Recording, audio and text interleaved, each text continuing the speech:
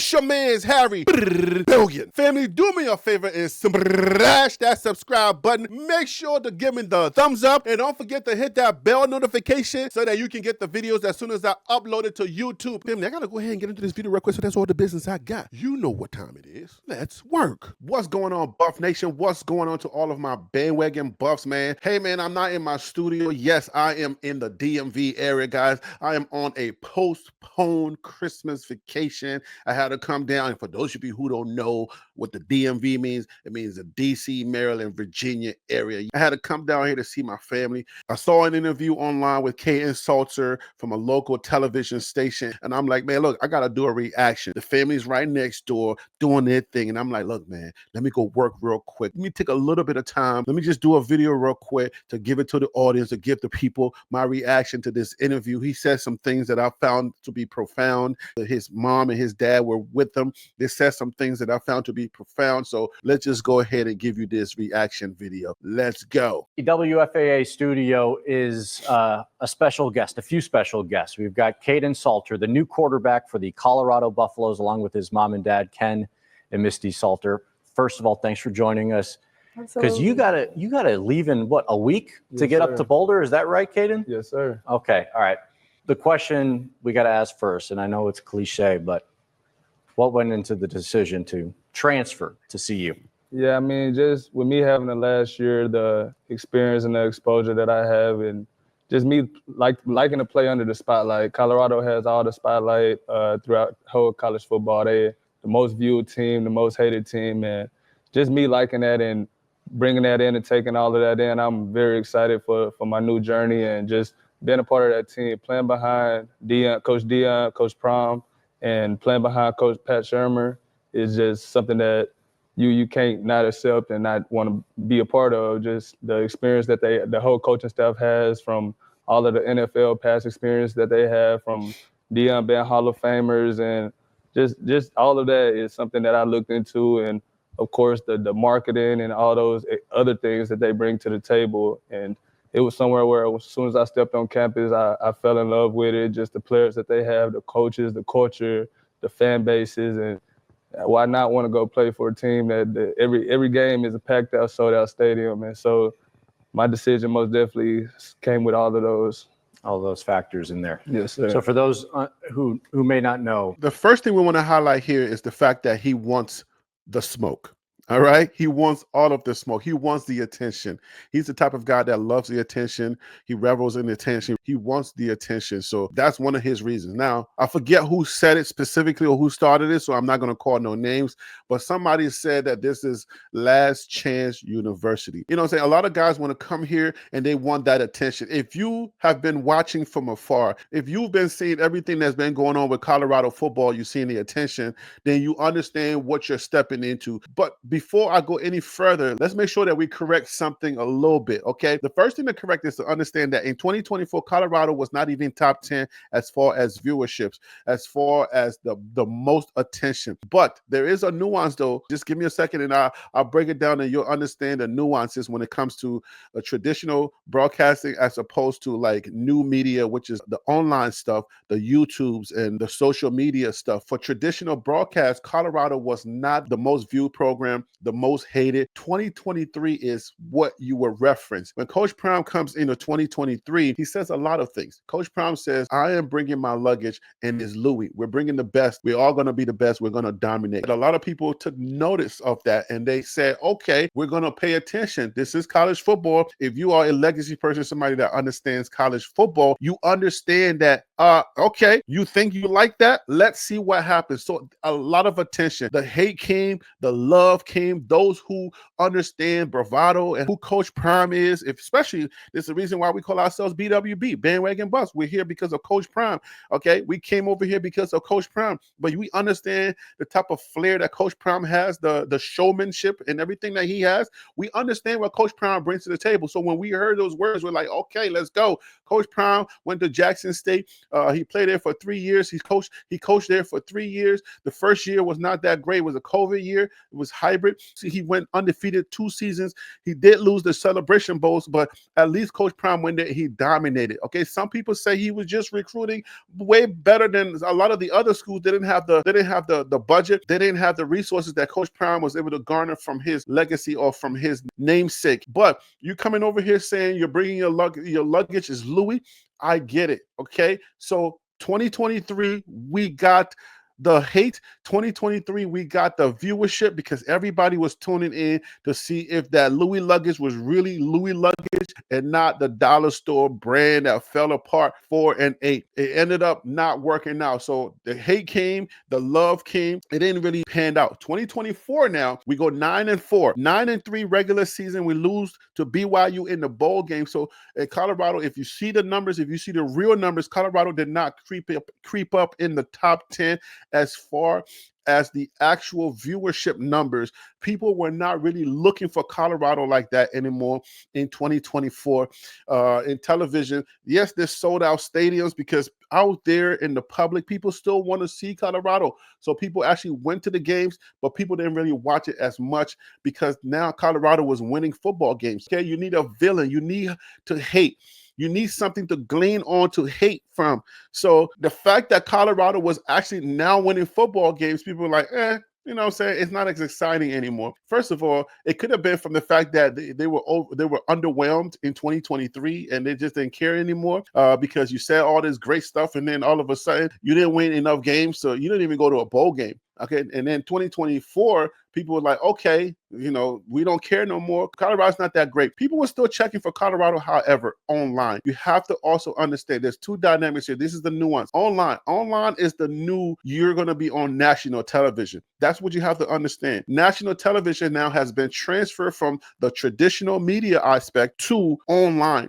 Just an example, a prime example is the Travis Hunter situation. We get something that happens on national television on the legacy broadcast where Travis Hunter goes in for the hug and the kiss and his girl shades him. That creates a storm that is now taken onto the internet and everybody's talking about it. All right. So that's something that you have to think about. All of that went online, and that's where you get all of the craziness that went on. The new national television is the online stuff that happens, okay? Colorado still garners a lot of attention online, the internet, YouTube videos. You probably clicked on this video. You're probably here because you saw Colorado or you saw the thumbnail and it says Colorado quarterback says XYZ. You feel me? So you probably came here for that. So Colorado is still garnering a lot of attention online, not necessarily in the legacy broadcast, but Colorado still runs the online narrative. That's what he likes. He likes the attention. He wants the attention. He's just like Prime and his team. They have this thing built in already. If you need the clout, you want the clout, you're not going to run away from the clout. This is a sexy place to play football. I say that quite often, that this is a great place to play if you want the attention and you need the attention. Again, Last Chance University,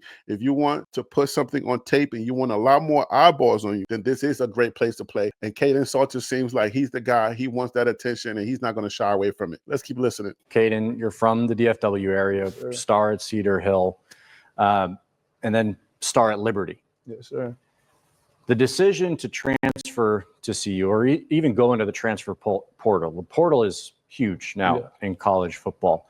Can you just kind of walk us through what that process is like? And did you always know that CU was going to be the option, or did you have to go into the portal and kind of see what happened? Yeah, it was more so going in the portal and seeing what happened. I just trusted the process, and I knew that somebody was willing to give me the opportunity to go somewhere to compete at a higher level. No matter what school it was or who it was, I just wanted to be able to go compete at a bigger level stage of college football, to a level that I know I can play at, and go out and show a lot of other people that I can play at a higher level of college football. Playing at the G5 level was amazing.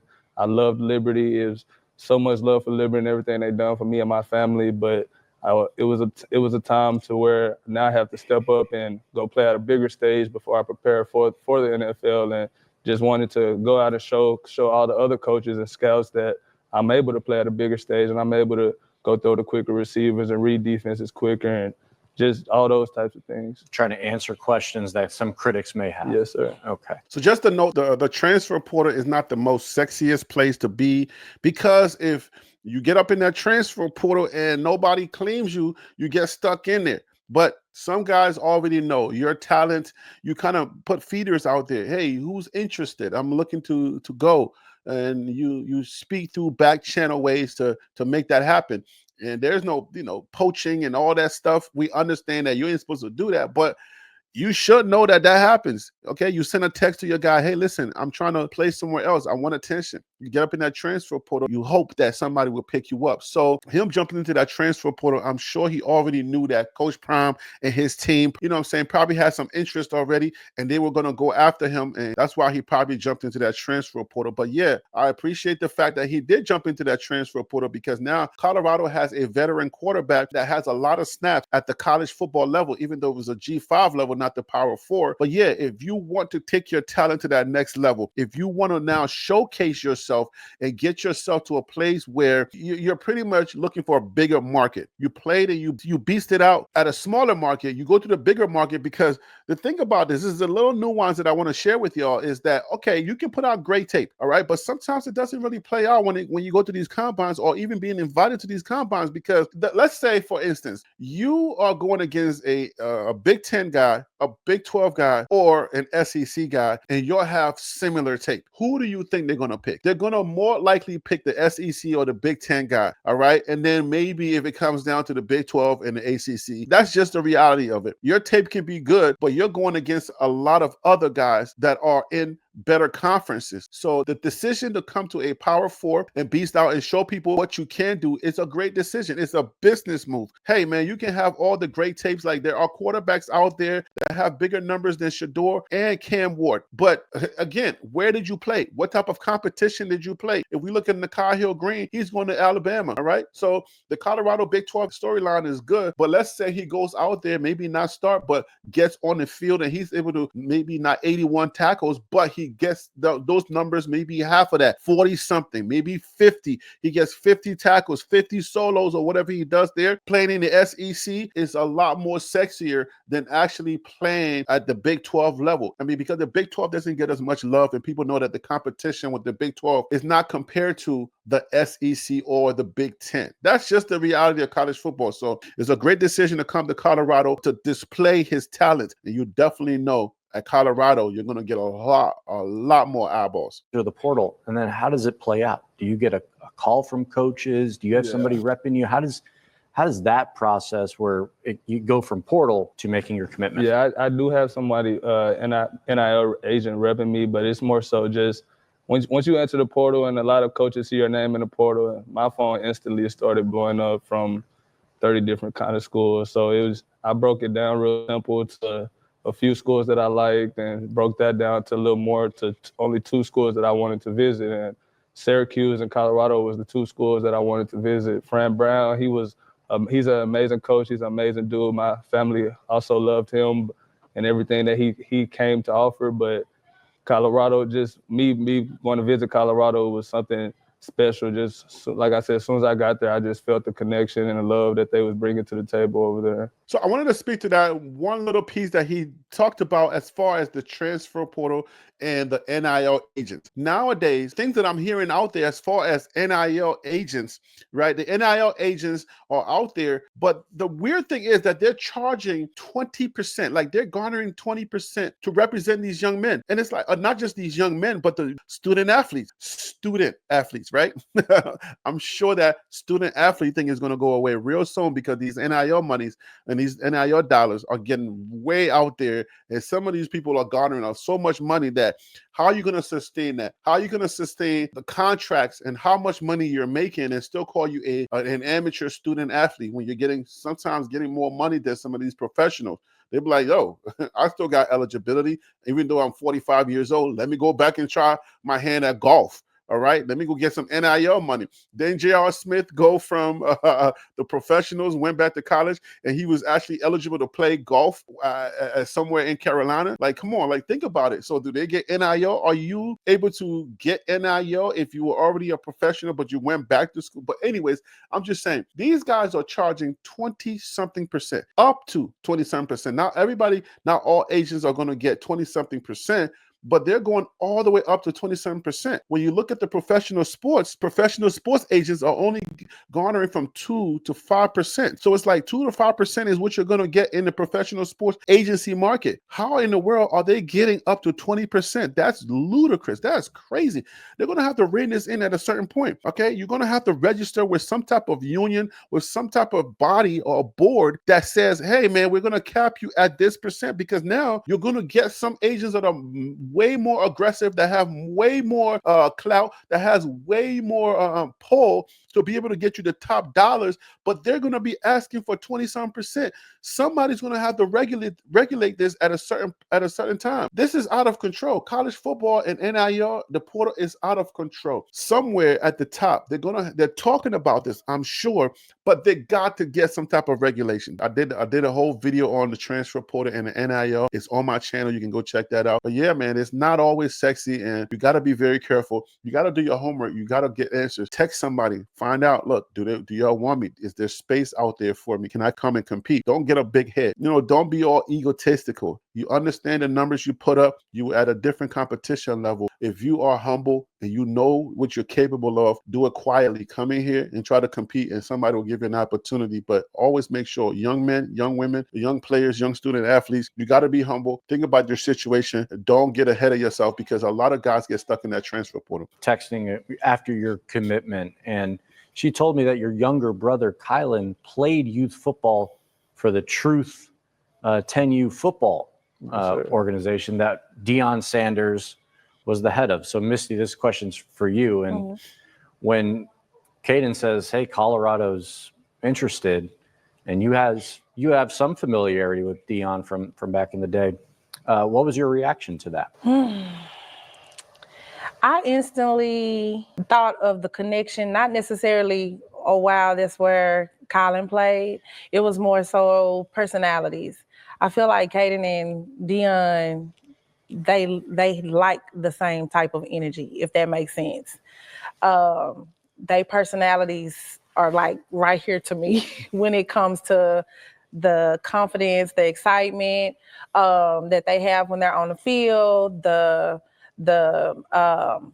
dancing on the field. All of that is Kaidon. And the 1990s Deion for the Cowboys. That's Kaidon. Same thing with Shador, that confident smile, that's Kaidon. So I feel like he would fit in perfectly with that, within that program when it came to that. So I didn't instantly go back to Truth necessarily. Ken mostly, he dealt with the coaches with Truth. When he played with them, I was just the mom that sat on the sidelines and waited and cheered and recorded. So I never was over there when it came to that part. He handled them mostly. I just instantly thought, oh my God, this could be, where we're supposed to be, because Deion probably see himself in Kaidon when he had somebody reach out to see if we wanted to take the visit. So, but like you said, I feel like that's exactly where he was supposed to be when we found out that we got the call that Deion wanted him to be there. I'm a parent of student athletes. My two sons, one of them wrestle, one of them, one is 9, one is 17. So I definitely understand how this goes. Moms, their mentality is different from dad's mentality. I don't want to say agenda, but they're on a whole nother type of thought process when it comes to how they approach things when it comes to sports. Dad will probably be talking to the coaches, trying to understand the dynamics of their son playing and positioning and stuff like that. Moms, they're trying to make sure that the kid is good. They're trying to make sure that is my baby all right? Did my baby get something to eat? So mom's agendas are a little different. But she said something that's pretty important. She said that their energies are similar. They like to, they like the bravado. They like to show, they have showmanship, which is needed. It's an aspect of sports that most people don't think about when you're trying to get top dollar. Top dollar comes with, hey, are you a showman? Can you play? But can you give me can you entertain? It's like we don't understand how sports is supposed to be entertainment. Coach Prime is the greatest at that, the greatest example of merging entertainment and the business aspect of sports, because at the end of the day, it's like gladiator sports. We go to the Coliseum to watch gladiators perform. It's entertainment. This is not at the doctors. This is not politics where we're trying to make tough decisions for people's lives and stuff like. No, we go to the Coliseum to be entertained. So this is sports entertainment. So now she said that, look, they're similar in energy when it comes to dancing, when it comes to showmanship and saying certain things. Kaidon himself said, look, man, I want the attention. We have a similar personality. I like to show myself. So, and they got that over there, and I want that. I want some of that. That's what his mindset is at. And mom is like, look, I see that in my son. I know he's a showman. I just want to make sure that he's okay. Wherever he ends up going, wherever he decides to go, that's where I want him to be. Plus, they already have a kindred spirit. They've been there, they've done that, and I think this is going to be a great place for my son to play. And she's right. Come over here. Coach Prime has that attention machine over here, okay? Coach Prime has that built-in clout machine over here, and you're going to get that, but you got to be about that life. He says, I want that. He's already about that life, so he's going to the right place. Similar question. Let's see what Dad has to say about that. Familiarity with Dion from those days may have helped or played a role. Was there any sort of familiarity or relationship there kind of going into this transfer process? Yeah, because when we met him, first thing he said is, I remember you from somewhere. So I was like, yeah, my youngest son played with you with Truth. But I knew as far as like personality, stepping up under the spotlight, being in the spotlight, I knew that's everything that he was looking for to continue to prove himself to the critics. And then once I seen him walk in the building and he blended in and he understood everything that Coach Sherman was talking about. So after that, it was just, sitting down, talking about it and trying to help him make the best decision for himself. That's basically us dads. We just want to make sure our kid is good. He's in good hands. And moms are the same way. Moms want their child to be in good hands, making sure their child is going to be okay. Dads are like, yo, can you play? Can you dominate? You ain't going to make me look crazy out here. Can you do something that's going to put us on the map? I want to see that you can dominate. Go over here and get some of that clout. That's what you want. That's what you say you got. I want that to be for you. My 9-year-old, he swear he can play. He swear he can do everything. We rode the bench his first year playing football, and now we're practicing trying to get him to that level where he can be one of the starters. But yeah, we want something for our child to represent us. Okay, we are living vicariously through our kids. Some of us, not all of us. I'm not saying he is. We want to see ourselves out there on that field. Like, that's my son. We're sitting there and we're proud and we're like pumping ourselves up. Like, yeah, that's my son. He just scored a touchdown. Sometimes people give you high five. Dad, man, moms are there giving hugs and say, "Oh, my baby, okay? Is he okay? Did he get hurt on that play?" We're like, man, he's good. Like, what you talking about, mama? That boy is good. That boy just scored a touchdown. Yeah, but he broke his leg. It don't matter. He's a man. He can walk it off. Like, how you gonna walk it off? You just broke your leg. That's have a whole nother agenda when it comes to this stuff. So I'm so glad that he's tapped into his son. He's happy where he's at. They made the right decision. Coach Prime is going to make sure that this young man, first of all, he's good. He has everything that he needs. They have Zoom calls. Coach Prime, puts all the parents on Zoom to give them an update. This is what's going on with your child. That's what's going on with your child. They get an update. All right. And if they're not performing in the classroom, Coach Prime is going to make sure that they perform in the classroom.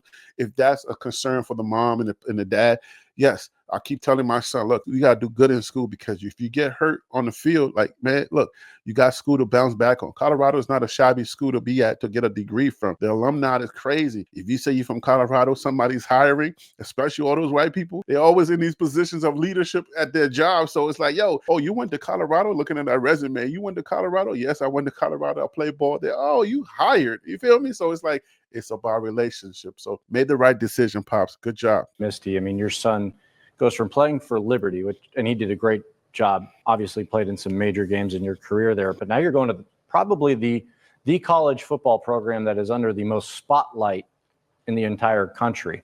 Are you excited for him? Are you nervous? Are you anxious? Are you just kind of ready to kind of see him take that next step? I'm just what's the emotional pulse like for you? I'm nervous because it's an emotional roller coaster for me. For the most part, I'm super excited. I am nervous though, first and foremost, because like I said, I know what it was like at Liberty, as well with, he's a quarterback. I'm nervous because of the position that he plays on the field. You got fans that love you when you win, and he got fans that hate you when you lose. So he's the one that have to tell me, Mama, stay off of social media. Mama, stop listening to what those people say. Mom, so he's the one that keeps me calm to where, and then some, but we just bounce off of one another. But for the most part, I am very excited. I know that Kaidon is very a confident kid. He knows what he's doing. He understands the game. He understands the position. He understands what his job is when it's time to get out there on the field. This is not Kaidon on the field. Everybody that has watched him play knows how he likes to play. You see teeth, all 32. And, he's out there to have a good time. And again, when he's out there, he understands, go out there and have fun. That's the whole objective. You go out there and you have fun, you shake hands, you dap everybody up, you encourage everybody, you do what you're supposed to do. You run, jump, slide, flip, whatever you need to do. You on your playground, everybody at your park. Let's go. So he gets that and he understands that. And that's what makes it so exciting for me. I don't get to clap and cheer until after the touchdown is made or at the end of the game. Mm-hmm. When he was in high school, he always kept me nervous because he liked to do backflips on the field with fully dressed in pads and helmet. So, but other than that, most of the time I'm sitting up there praying and making sure he come off the field the same way he walked on the field. And just making sure that he's having a good time while he's out there. Look at you. You telling your mom to stay off social media? You're right. How old are you? 21. Oh, my gosh. All right. He's 21 years old and he's telling his mom, stay off that social media because he understands. So again, one thing I want to highlight, okay? Maybe a couple of things I want to highlight. Yes. Understanding that you want what you want, knowing what you want, going after it, okay?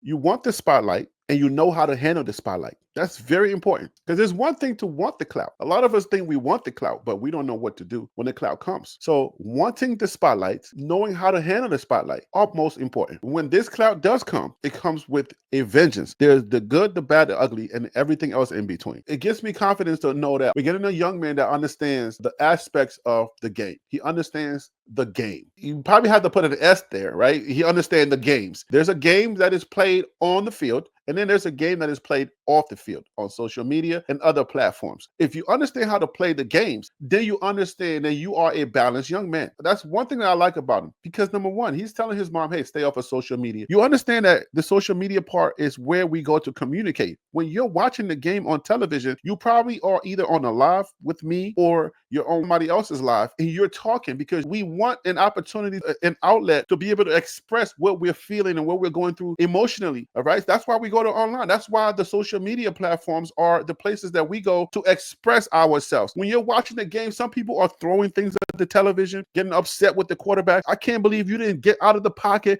I can't believe you didn't make that read. Oh my goodness, why didn't you check down? Why did you have to go for the big bomb, Shador? All of us, we want an opportunity to be able to express our emotions, okay? And that's the part of the fandom. He understands how to control that. He's telling his mom, get off of social media. You understand that people go to social media and they're clout chasing. We all clout chasing. One thing I don't understand about how people react to clout chasing is that here it is, Kaidon Salter saying, I'm looking for clout. I want that clout. Okay, I do have the talent and I'm going to show y'all, but when you get the clout, you get to that platform and everybody's like, oh no, when they say something bad about you, you say, oh, you're just clout chasing. We're all clout chasing. The person with the most clout is going to get the heat because we want to glean off of your clout, right? But he understands that people are online, they're expressing their emotions. There's sometimes people are online and they're saying the most craziest things because they're looking for a reaction out of that star or whoever has the clout, right? Whether it's somebody who has 14,000 subscribers like I do, I hope that you guys can hit that subscribe button. Somebody who has 500 subscribers, they come at me and they're like, yo, I'm trying to get some of that you got. Or you can take it a little higher. Somebody who's on a really big platform, 300,000, 400,000 subscribers, and you got the people who are looking for you, then yeah, celebrities, you're going to get that heat. And sometimes people will say stuff and when the celebrity reacts to it, then they're like, oh man, I ain't really mean that. I was just doing that so I can get a reaction out of you. So you have to understand that dynamic as well. People are looking for reactions and the reactions are going to draw attention to them. And then that attention is going to make them get a little higher in whatever their agenda or their goal is to online. So yeah, so that's another aspect of the game. Wanting that clout is different from you